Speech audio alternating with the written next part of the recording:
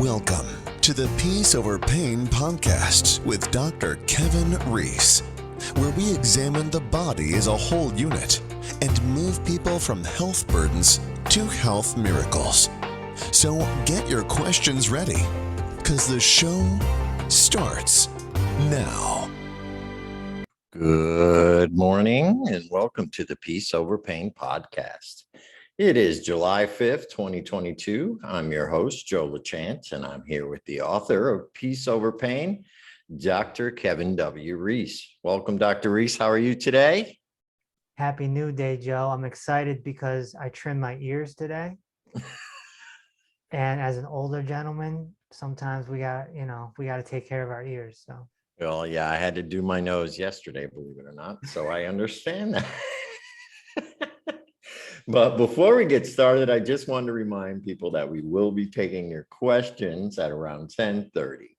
So if you have a question for Dr. Reese, please leave them in the comments or click the Zoom link in the description to be live on air. So, all right, Dr. Reese, we're getting into it now. We talked about the three macro methods of healing. Yeah. And we got through the first two. We talked about postural therapy being number one, number two being clinical nutrition. And now we're on to number three, which is the third macro method of healing, which is mindfulness. And it's actually one of my favorite topics. You know, it's a pretty big topic. Mindfulness is kind of a buzzword out there. You see it around.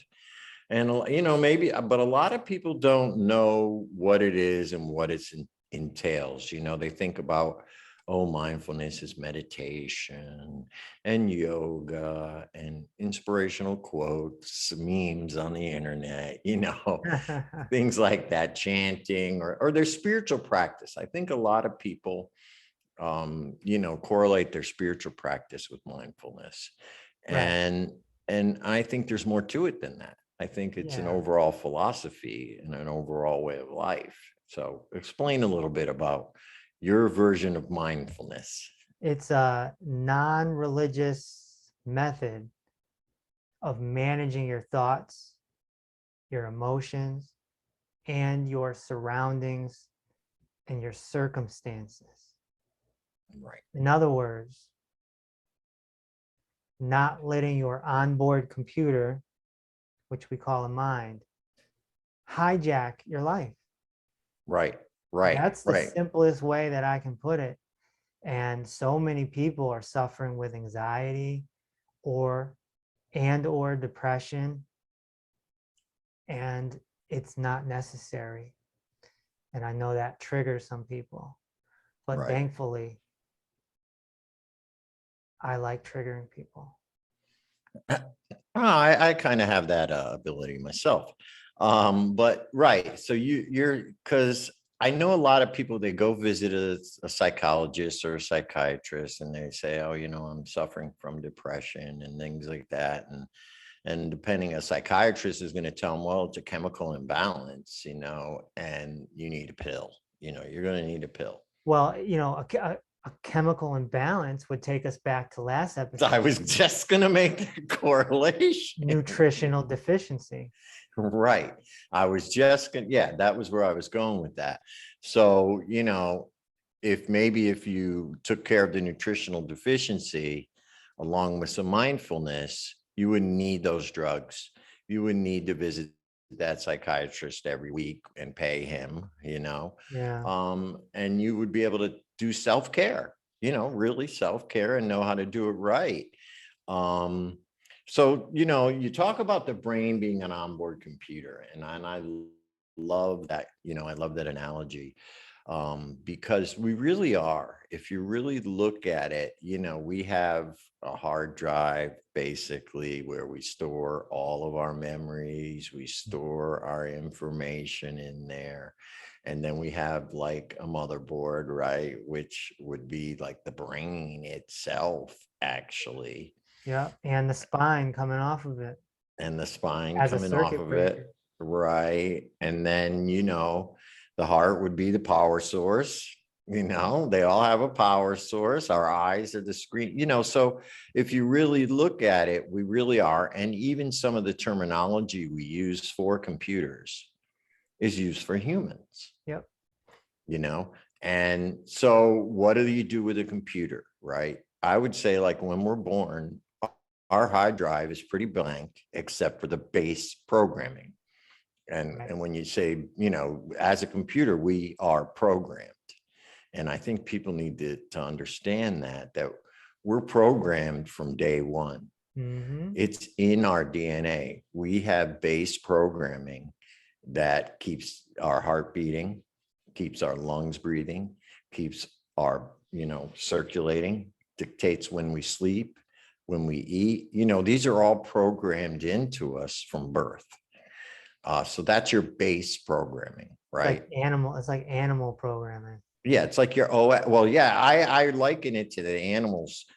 People say, well, why does the animal just eat, gather nuts and do this all day? Because that's what it's programmed to do, and they all have their function in the world.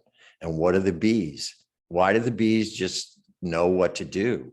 Yeah. Because they're born with the programming in there. Why do they know to spread the pollen? That's their function. And we're the same way.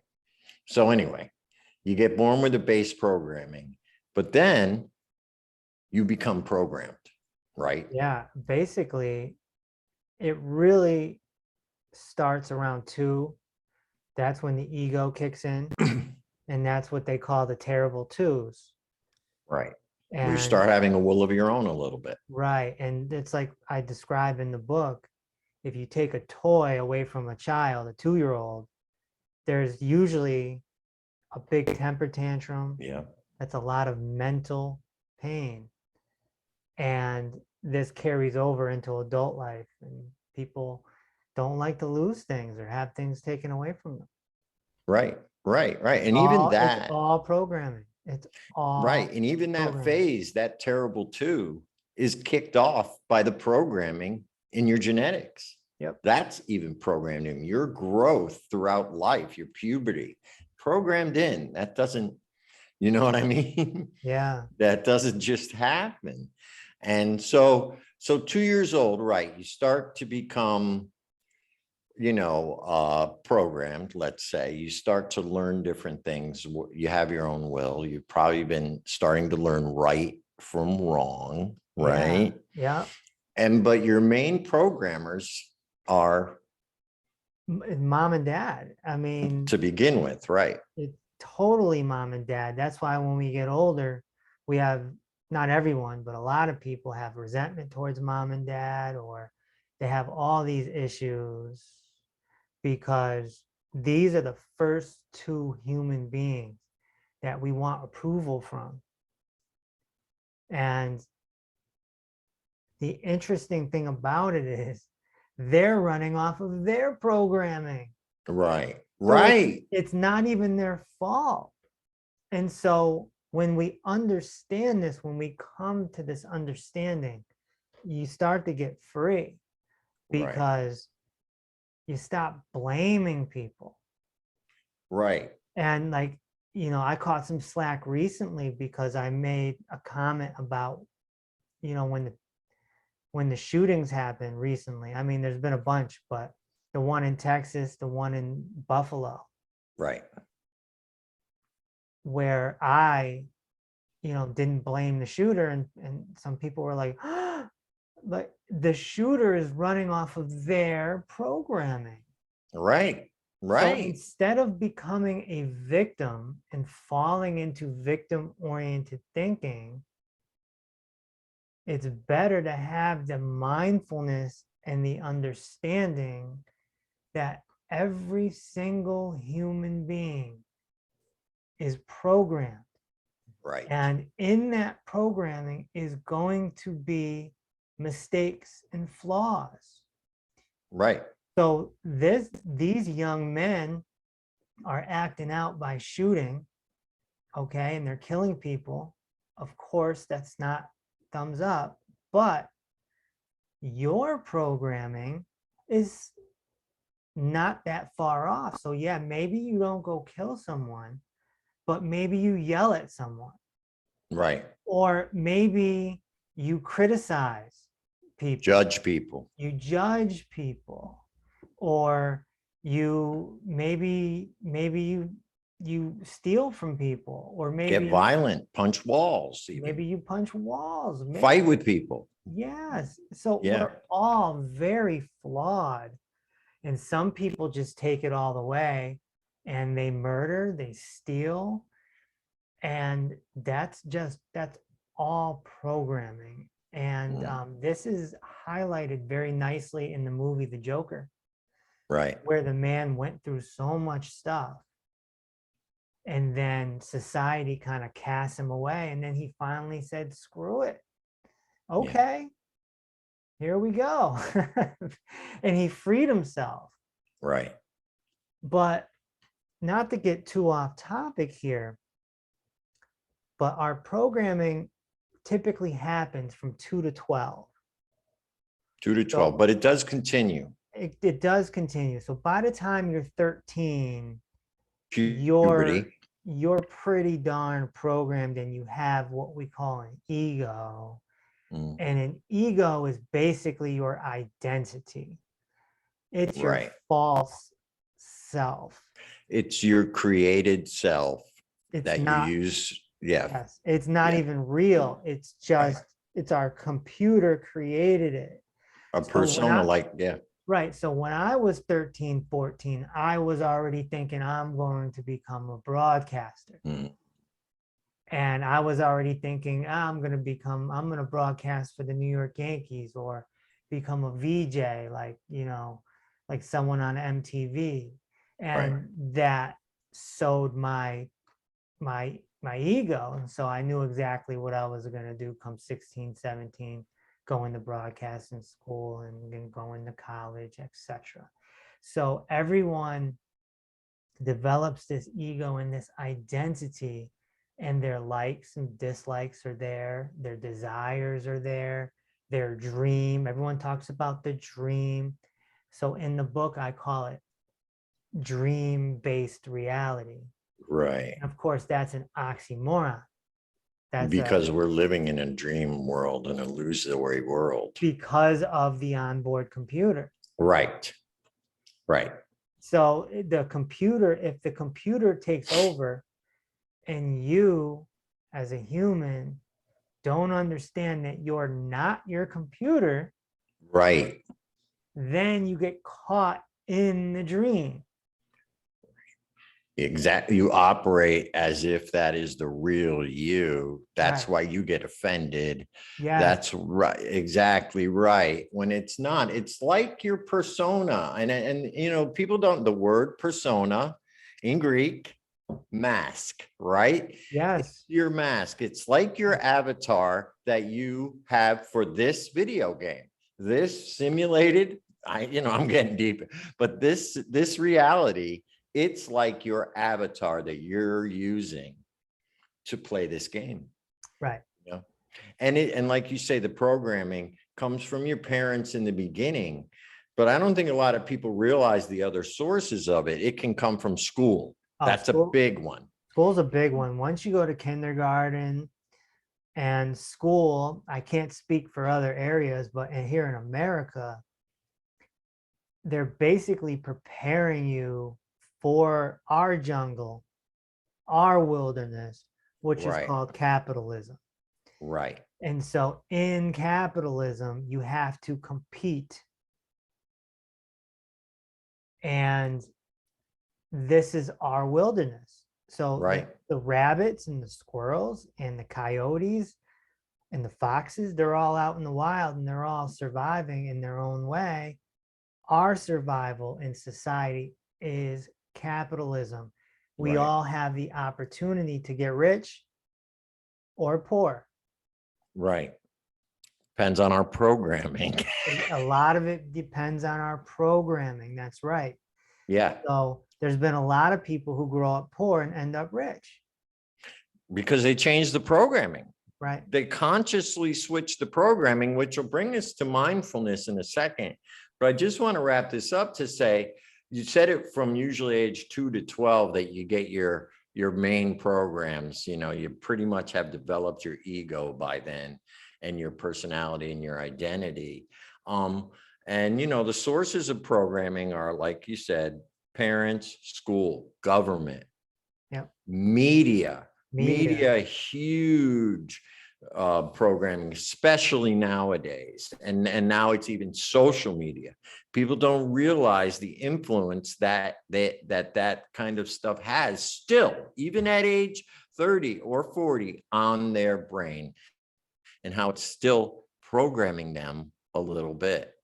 Do you know what I'm saying? Because they're supposed to feel a certain way about a certain issue, or they're supposed to do certain things. So, so we understand that we're programmed, and that's why we do the things we do. That's right. So you get to a point where your life's not working, right? You're having all these things that you still have hopes and dreams, like you say, but they just don't seem to be working out. You get to the point, where you decide you're going to take over your own mind and control your own programming. And this is where mindfulness comes in, Yeah. where you have to make the realization first that you almost have two personalities. You Yeah. have to kind of realize there are two selves. Yeah. And Or you can look at it as, the soul or beingness. right. It's if you look at the yin and yang, right? Yeah. It's a whole, but there's actually two parts inside that whole to make it one. And you could say the human brain is that way too. There are two parts that make one brain, one mind, whatever you want to call it. Yeah. The light and the dark, right? Right. And it's true. We all have to admit we have a dark side. And sometimes that dark side takes over the programming. Let's be real, because We're of all what is on the outside world. We're all capable of murder. Right. All of us. All Right. of us. That's right. And you know it because everyone has that one person, maybe even two or three, that can get under your skin like no one else. And you want to, And you get so frustrated and so angry, and it builds and it builds and it builds. And it's when it builds that you become capable of murder. Right. Now, whether you go through with it or not is another story. Another story. But I understand that. I do. I know that feeling. I'm sure we've all had it. So you get to the point where you want to change, basically, and you make this realization, okay, I have two selves, and I need to change. This is where mindfulness comes in. Where do you start? Well, the first step is the realization that you are not your onboard computer. You're not your ego. You have to watch it. You have to become a watcher. Right, an observer. In the book, I break down the thoughts into two categories. There's Santa Claus thoughts and there's Michael Myers thoughts. It's a very simple analogy. And Santa Claus and Michael Myers are fictional characters. They are not real. Right. So this analogy, I've come up with a lot of analogies in my career, and this one might be the best. Yes. Because when you watch a Michael Myers movie, it's not real. Like, that Michael Myers isn't going to jump out of the bushes and come get you. Right. It for a fact. So it's important that you come to the conclusion that the mind is just spewing out things based off programming. And if you know it's not real, then that's the realization that, oh, I don't have to give it any power anymore. Right. And same thing with Santa Claus. Now, I would much rather have Santa Claus thoughts than Michael Myers thoughts. But Santa Claus is fake too. Right. So when you have those feelings of I'm so joyful. I'm the man. I'm doing so good. And a lot of times, Santa Claus thoughts come from music. Mm-hmm. You listen to music, and you like, I remember I used to listen to a lot of Jay-Z. And why? Because it's successful. It was, you know, you can overcome and become rich and be powerful, and and so music, I used to listen to rocky music that would get me excited to work out and have the visions of I can overcome, I can be an underdog, and I can this. And this isn't real. This is music putting a battery in your back and making you have Santa Claus thoughts. But Santa Claus thoughts are not real. They're just feeding into your ego. Yeah, exactly. Michael Myers thoughts would be the anxiety and the depression and the what if this and what Right. if that, and oh my gosh, what if I die? Oh my gosh. And so that's not real either. So all we have is right here and right now. And that's the key to mindfulness, really. And I listened to your podcast, today, this week, and you were talking about the enlightened life, and mindfulness came up. And it really is, it's about living in the now and thinking about what is happening now, because a lot of that programming brings you back to the past, right? Or makes you think about the future. Yeah.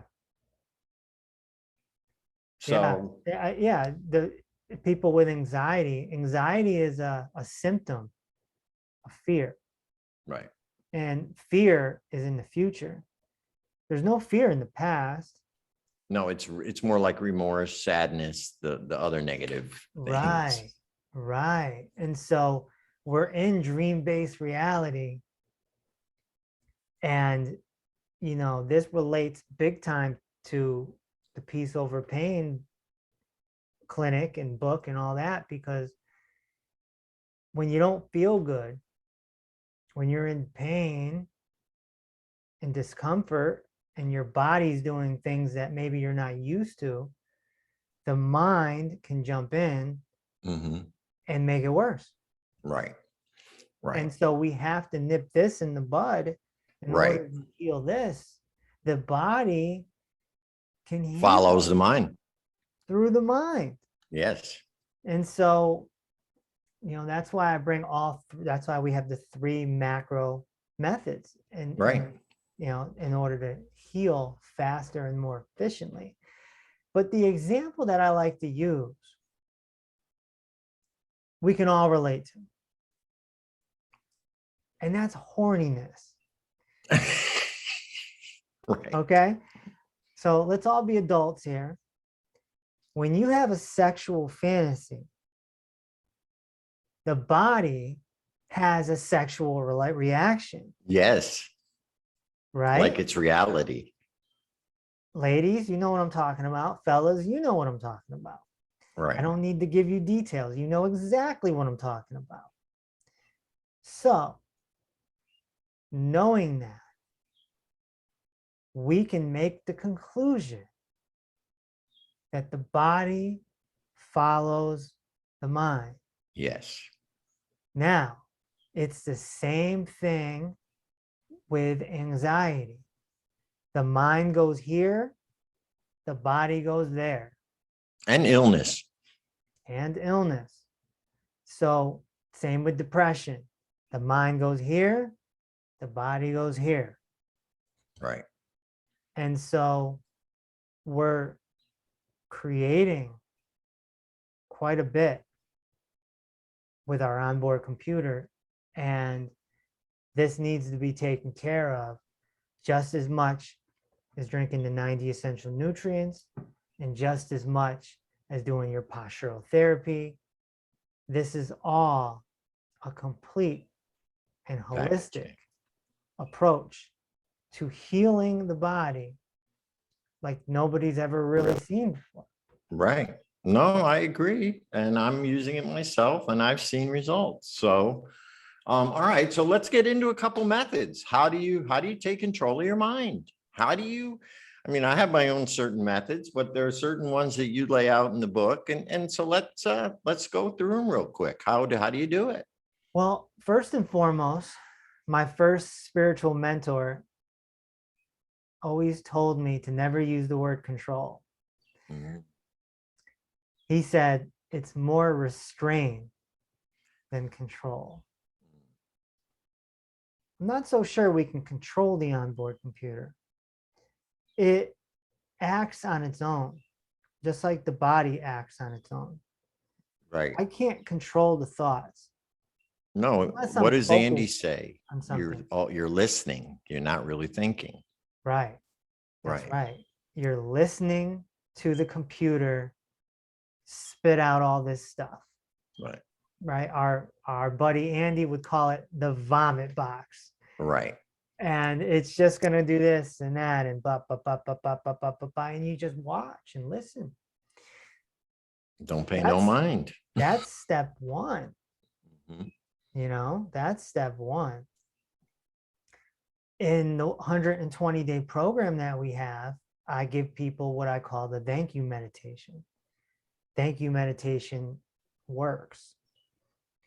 There's, some people go get cognitive behavior therapy. Some therapists are trained in cognitive behavior therapy. Right. I use Ho'oponopono. So there are different mindfulness. Right. And the thing with meditation, I think it's more of a micro method within the macro, Yes. because meditation, what it does, if you get it right and you do it, it allows you to rise above that ego and kind of almost be the watcher, be able to look at yourself from a different perspective and shut down your onboard computer. So what you're really listening to again is your true self, or connecting with a higher source of energy, which then allows you to be able to be the watcher of your thoughts. Right. Yeah. So you got to get to a point where, look, we all live in this world. Unless you're living in an ashram up with the monks, you're not going to get this perfect. No. Because again, you're going to go out to the grocery store and something's going to trigger you. You're driving traffic and the negative voice in your head is going to go, oh, that son of a, and you got to be able to go, no, he's acting on his programming, That's right. You're fine. I mean, you have to, it becomes an inner dialogue. You know what I'm saying? It's a lot easier with strangers than it is with your close loved ones. Yes. Especially someone you live with, mom, dad, husband, wife, son, daughter. Those are really the people that are gonna get you, and this is how we test ourselves. We have to go into the line of fire. After the mindfulness training, it's constant. And the thing about mindfulness training is it's tedious because it's all the time. It is. You constant, and it is true. It's like a child. They call it the monkey brain. Because it runs around like a monkey and does it, and you got to keep an eye on it. You got to chase it around. It's the same thing. It's your child brain too. Yeah. But yet you need it because it also is very good at problem solving. Right. The purpose of the mind is to help you get through this world. The problem is its duty, its job is to protect you. It's like to protect you. And it's almost like a helicopter mom, and it's trying to protect you too much. No, don't do that. It could be dangerous, or things like that.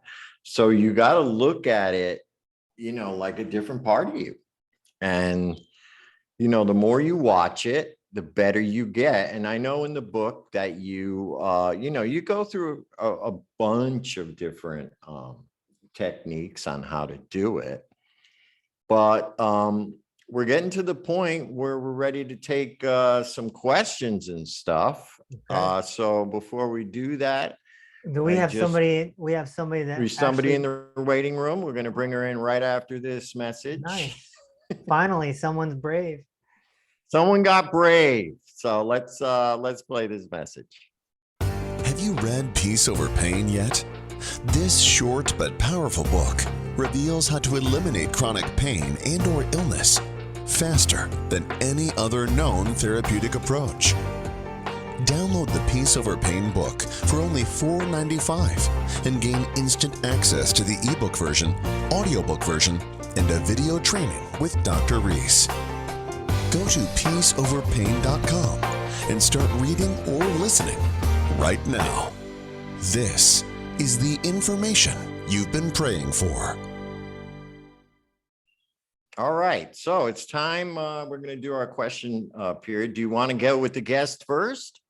Oh, she's been waiting. It seems like we might as well. Yep. Waiting patiently. Let's bring her on in. This is T. Marie, and she has a question for you, Dr. Reese. I did admit her. Well, while we are waiting, I admitted her. I don't know what happened. There she is. Okay. T. Marie, are you there? I think it's Christine. Christine. Yes, yes. Can you guys hear me? Yes.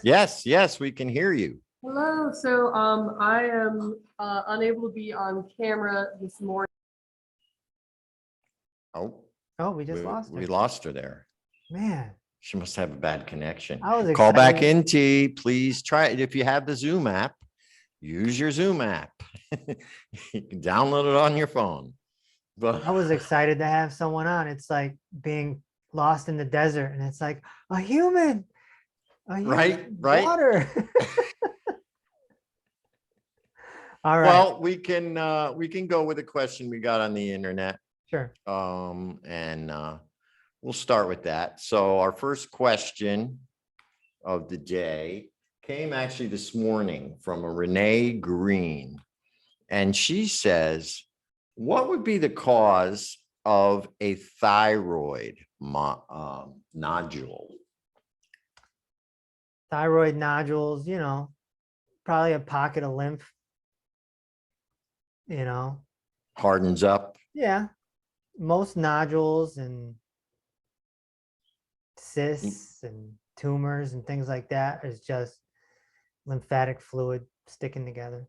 Blocking. And how do you get rid of that without surgery? Well, you gotta get the lymph moving. And so we gotta look at posture. Posture is the big cause of lymphatic stagnation. Okay. Right. And inactivity. Hmm. Yeah, there's a lot of things. We did talk about jumping on a trampoline. There's all kinds of different things you can do to stimulate your lymphatic system. So basically, go towards your lymph system. So, okay, very, very cool. So here's one that kind of has something to do with what we talked about today. So this comes from Tom on Facebook. And he says, I'm a listener of your Inner Peace podcast and commend you for being so open about your dark night of the soul experience. What would you say the difference between a dark night experience and regular depression? Okay. Well, dark night of the soul is when you start purging your pain body, all the emotions, everything that you've suppressed and repressed in your life, and it all starts to come out. Right. Typically, this is a lot of crying. Sometimes it's long periods of crying. Typically, it's crying every day. Mm-hmm. Dark night of the soul is not something that lasts for a week. It goes a very long time.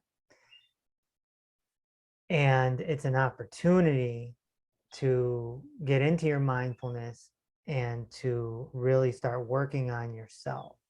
Right. And fear, to really conquer your fear. A big fear. Depression is different. Depression is typically you are upset with the past and you are now in victim-oriented thinking, Right. and you are F the world, Right. and you're I just typically don't want to deal with it. Right. you typically sleep a lot and you don't want to do anything. And you know, a lot of people, they stop going to their job, they stop showering, they just don't care anymore. Dark night of the soul is not like that. You still care and you're still motivated to do things. In fact, you're motivated to get rid of the dark night. Right. It's almost like you have a disease in a way and you want to get rid of it. You're motivated to get rid of it. Yeah. And it's just acceptance. It's just, you have to accept what's happening and just get it all out, because it's beyond you. Right. It's beyond you. It's more of a divine type of thing. Right. And you're going to, you just have to be ready to die. Because I'll tell you, I went through one when my mom died. It was, and you mentioned this again on the podcast, that a lot of times it has to do with a loss. And then as you were talking, it also, for me, I think, first of all, they come out of nowhere. It's not, and second of all, it's when you actually have to face one of your greatest fears. You know what I mean? And you really have to look it in the face. And it's like a very long letting go process, like a very, very long letting go process. Like I could say throughout my whole life, one of my greatest underlying fears was the fear of abandonment. You know what I mean? And when my mom died, it was the ultimate abandonment for me. And it was 6 months of daily crying. No matter what I tried to do, Kevin, I could meditate, I could go take a walk, I could smoke weed, I could do anything I tried, I could not get out of it. Right. And it took 6 months of literal hibernation. And, I still had to go to work and deal with life, but it was just a dark, that's the best word for it. All I remember is darkness. Yeah. Like I can't even tell you what I did during that period, but I just remember it was freaking darkness all the time. That's right. And crying for no reason. And it almost always comes from loss, a death of a loved one, loss of a job, things like that. Depression is just different. Depression is victim-oriented thinking. Right. I mean, why is this happening to me? Yeah. Depression is like you go into victimhood and the onboard computer is taken over. Right. And then again, we have the people who are diagnosed with the clinical depression. That would be which is nutritional deficiency. Right. I was just right. Which would be the quote unquote chemical imbalance. When we get into that, because mental health is a big issue these days. And, this even maybe bipolar could be as much as a nutritional deficiency, right? Yeah. So schizophrenia too. Yeah. So you talk about the dark night, you kind of know when you're in one. Well, how do you know when you're out of one? When you stop crying. Yeah. It's almost like it becomes light again.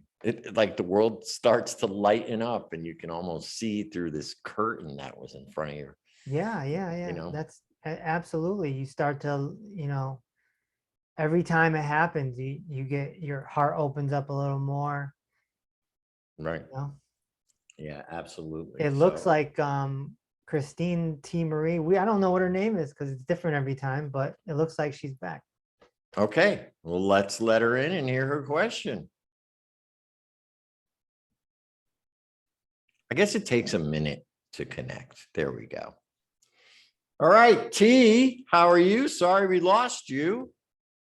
Looking forward to hear your question. This is our first guest, so we were kind of disappointed when you dropped off, but now we can see you. Very cool. How are you today, He's T? in the Hall of Yes, Fame. I am doing very well, and I'm grateful to have figured out I had my laptop going at the same time, with the Facebook and my phone and a new Bluetooth keyboard that wasn't working. So I was like, anyway, I'm here, I'm present in the moment, and actually it's incredibly hopeful and inspiring listening to you guys just talk and your discussion and the things that you're bringing up and how relevant this is to where I am in my life right now. And I've been seeing big patterns related to codependencies and things outside of self and outside of the now that are pulling you in constantly different directions, right? And how much my chronic pain is tied to those other things, right? Because your system is saying like, oh, I need this to survive. I need this to reduce my pain. I need this, right? And Right. So I just want to thank you guys for having this platform and opening up people's minds, right, to these ideas and concepts that we're discussing. Oh, very cool. Well, did you have a question, a specific question? Did you want to ask anything? Yeah, I do have a specific question. So when it comes to some of the all or nothing thinking related to right addiction and codependencies with substances, right? And you see a lot of these organizations, right, like AA, NA, and sort of a theme or a pattern of like, right, you are either all in and you're sober for 40 years, Right. or like if you don't make that commitment, you're going to relapse and you're going to die, right? So I'm curious about your guys' opinion on like how you could sort of incorporate mindfulness and addiction and like give yourself grace or understanding, or right, and where does that line walk with like that self-restraint? Well, I can speak on this one. I can definitely speak on this one. I have experience with those programs, and I stopped going to those programs, but yet I did not take drugs or drink after, well, except for smoke weed, but that's not a drug. But so my opinion of those programs are this: they are good to get people off the streets. They are good to give people a community of like-minded people. Okay, for that reason. However, it's programming. They call it the program. So there is definite programming, just like we talked about, going on in there. That's why they call it the programming. Now, I'm not saying this is bad programming, because I can tell you right now, the 12 steps, if done properly, are a path to enlightenment.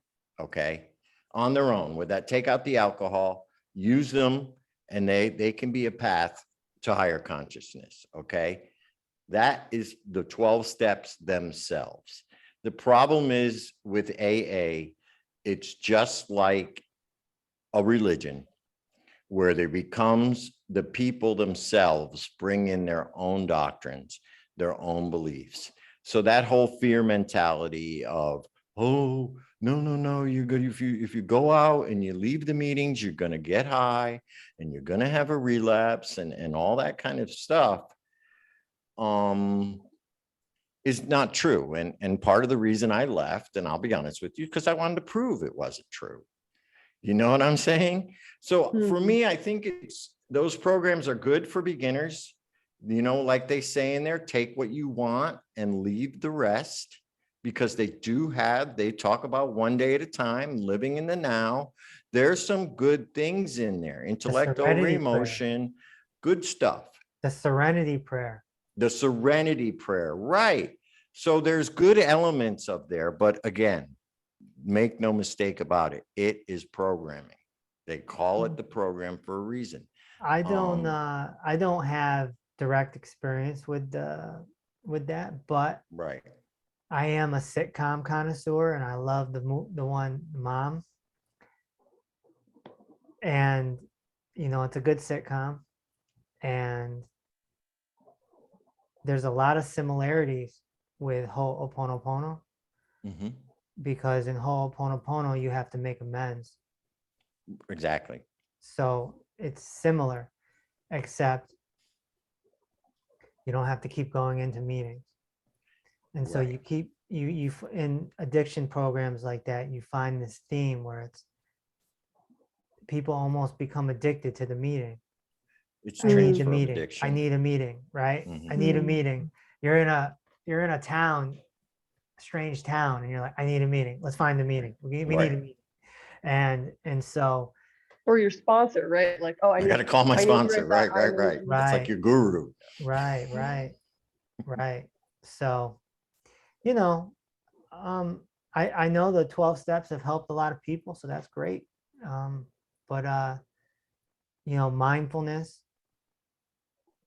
mindfulness is pretty much the cure to everything. So Now, good point you bring up with addiction, Kevin. Is now what is the cause of addiction? I've heard like trauma. I mean, what is the cause? Is it something that you obsessiveness. can stop with the No, nutritional? it's obsessiveness. It's obsessiveness, That's it. right? That's all it is. So it's a very basic Now, don't get me program wrong. If something like heroin, for example, that has a physical component, there is a chemical factor there, right? hence detox. Right, But right. Literally, people go through withdrawals and people shakes. become obsessed. And this is the onboard computer creating a dream. Right. And so you can become obsessed with anything. You can collect rocks. When I was a kid, I was huge into baseball cards. I Me was too. addicted to baseball cards. Because it made you feel good in some way, right? It's always things that make you feel, although some people get addicted to bad things, I don't mean like drugs, but literally pain and Sure. being abused. Because it's basically, and you would deal with that through mindfulness pretty much. Absolutely. Mindfulness is the cure to pretty much everything. Right. And yeah, we just become obsessive, and we can become obsessive with ourselves, which is typically called being selfish. Mm. And you can become obsessed with everything. You can be, And anything from sex to tattoos, anything. Because it gives you some good feeling It inside. gives you feeling, And it gives you identity. right. Anything, identity, we stick our claws into. When I was a kid, I was a huge sports person. You walked in my room, there's going to be photos of Michael Jordan, Barry Sanders, Right. the guys that I idolized because they did things I couldn't even imagine. I was obsessed. If there was no obsession, sports would be out of business. So they're playing on one of our most basic programs, which is to become obsessed with things that we like, with things that give us pleasure. We all want to be part of something bigger than ourselves. So we have to be a Democrat or a Republican or conservative or liberal or a Giants fan or a Green Bay Packers fan, or we need to be this religion or that religion, or we need to have this opinion or that opinion. But it's important to understand that none of it is real. It's literally not real. It's all made up. Opinions are made up. You're not. It's just your political views, It's made up. Yeah, it is. It's all made up, part of this illusory world. So even the opinion that you gave about the 12 AA. steps. Yes. Yeah, that's my opinion. That's your opinion based on direct experience. Right. So that's a good opinion. But opinions aren't real. Right. Right. And that was You know, one thing. Saying, hey, look, there's the sun in the sky. That's not an opinion. You can That's look up fact. and go, oh yeah, there's a shiny thing in the sky. It's not an opinion.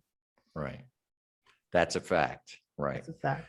Right. And then so when you start identifying with your opinions, that, you know, it becomes part of your identity. That was one to bring it back to what T asked. One of the problems I had with AA was the first thing you would say is, hi, my name is Joe and I'm an alcoholic. Well, no, I'm not. There's a lot more to me than that. You know, I'm not an alcoholic. I had a problem with alcohol, but I'm not drinking right now. So therefore I'm not an alcoholic. And I refuse to say it. And the problem was all programming. Yeah. I mean, you go to the meetings and every day you're reinforcing that, oh, I'm an alcoholic.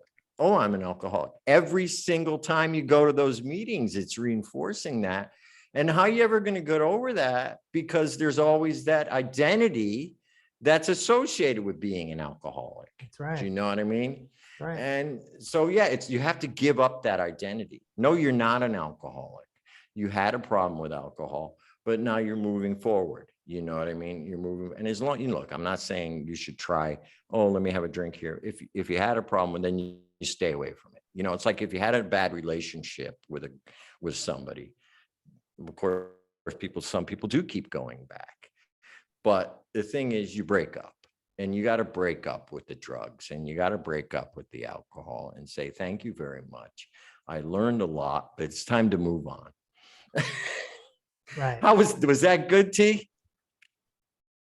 That was very, very helpful. I loved the discussion that it brought forth, and some things, you know, that I had been pondering too, that you really touched on, you know, that connection, that association with like your identity, and also looking for a community, something bigger than yourself, and labeling yourself. I mean, the I am statement is so powerful. Whatever you choose to put in after the I am, that's what you will become. Yep. That's all right. So, We're going to get on to another question. Yeah. Thank you for calling in, by the way, T. Feel free to call in any week. She's in the Hall of Fame. First one. She's in the Hall of Fame as the first call.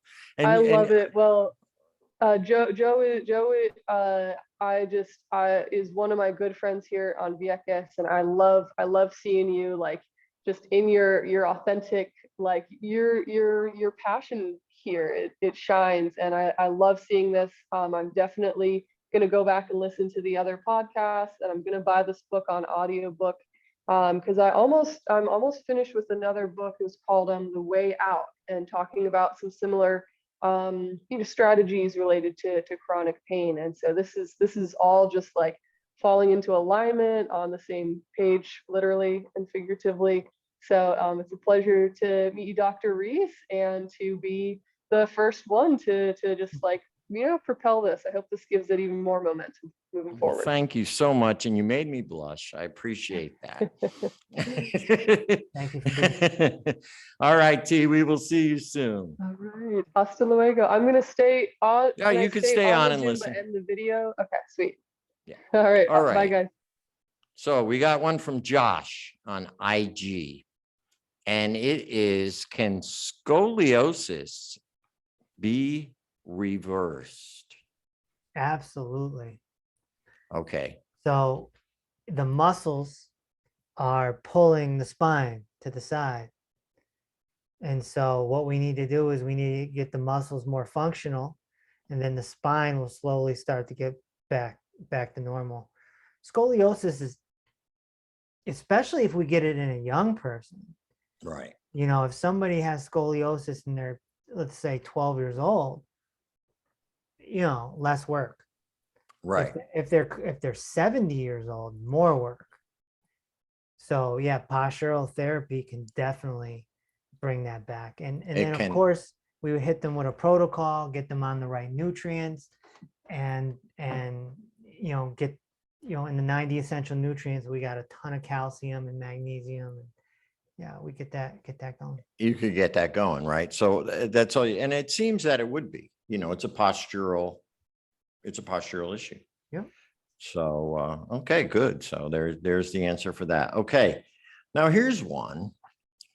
Do you think that we eat more because because unconsciously we are trying to get some nutrition?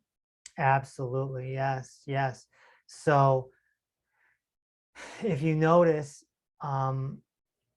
there's a lot of plant-based people that are chubby. Yes. Okay. That's mineral deficiency.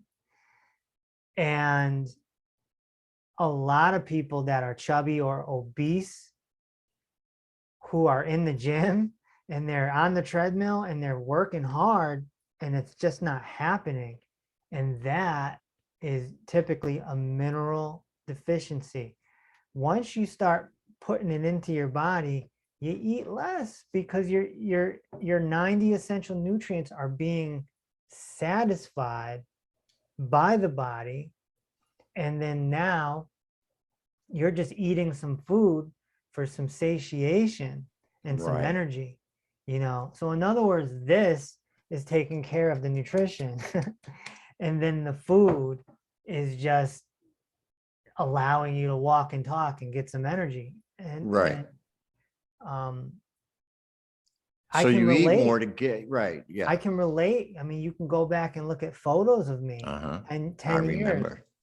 I would, I was, chubby. I wasn't fat, but I was You had more chubby. weight on you.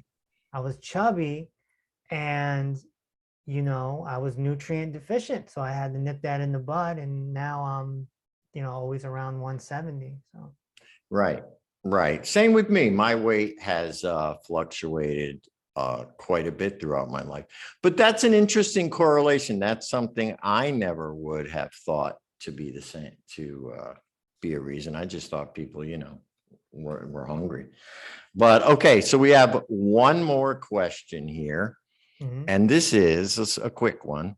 What are eye floaters and how do we get rid of them? Eye floaters are collagen fibers in the eye. Mm-hmm. And, it's kind of like dandruff of the eye. And how do you get rid of them? Well, I mean, there could be a nutritional deficiency there, and there could be a shoulder impingement there. Anything with the eyes, nose, and ears, you got to think shoulders right away. Shoulders. So, we need to see the position of the shoulders and see if there's a blockage, see if there's an impingement. Got it. But eye floaters aren't dangerous, and neither are nodules that we talked about earlier. Oh, okay. So they're not dangerous. No. But they're just almost, I Annoying. find them they're almost a little minor irritation. Yeah, they're annoying. Yeah, an annoyance. So, all right. Well, we're almost out of time for this week. And I just want to thank everybody who sent in questions and thank T for calling in. Much appreciated. And I think it was a great show today. I'm looking forward to next week. Just want to remind people to leave your questions and comments in the Facebook group or Well, send them via. I just want to chime in. We're not here next week. Oh, yes. We're taking next week off. Yep, because we're launching the 120-day program next week. Oh, okay. With 20% off. Lovely. And then we'll be back the following Tuesday, and we're going to have Coach Amber. And right. Coach Amber is going to be on the show. So you finally get to meet the young woman who's been talking to you in the group. All right, everybody. Thank you. Like, follow, join the Facebook group, share this video, and we will see you in 2 weeks. Thanks for watching the Peace Over Pain podcast live inside our clinic's Facebook group. Be sure to submit a question or comment for next week's show at peaceoverpain.com. Also, perform some goodwill and tell a friend in pain that you found their solution. Refer them to the Peace Over Pain podcast and the Peace Over Pain book and help them move closer to their miracle.